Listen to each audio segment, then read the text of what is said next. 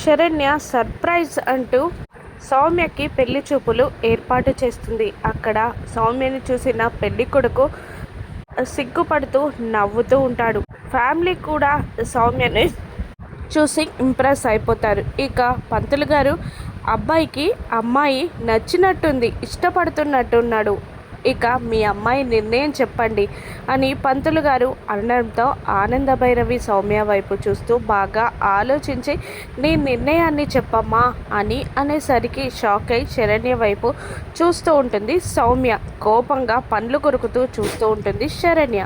సౌమ్య ఏ సమాధానం చెప్పకపోయేసరికి శరణ్యే సౌమ్య దగ్గరికి వచ్చి సౌమ్య మాట్లాడుతున్నట్టే తను సమాధానాలు చెప్తున్నట్టే, ఓ నీకు కూడా ఇష్టమేనా, ఆ పెళ్ళి కొడుకుని పెళ్లి చేసుకోవడం నీకు కూడా ఇష్టమేనా సౌమ్య, ఇష్టమే అని చెప్తుంది అని సౌమ్య చెప్పకముందే శరణ్య అందరి ముందు అనౌన్స్ చేసేస్తుంది. శరణ్య అలా చెప్పడంతో సౌమ్య షాక్ అవుతుంది.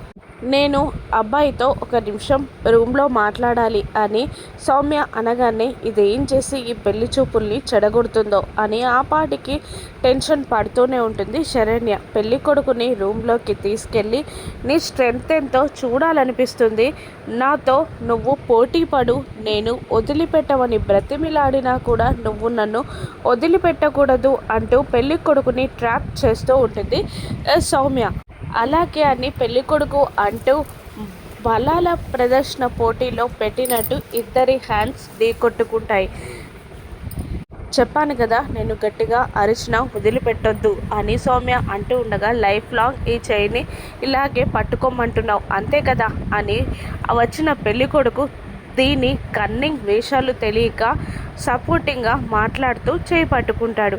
కానీ సౌమ్య వాడికి రివర్స్గా ఇలా అరుస్తూ కేకలు వేస్తూ ఉంటుంది. నొప్పేస్తుంది, చేయి వదులు వదులు అని గట్టిగా అరుస్తూ ఉండగా కింద హాల్లో ఉన్న వీళ్ళందరూ షాక్ అవుతారు.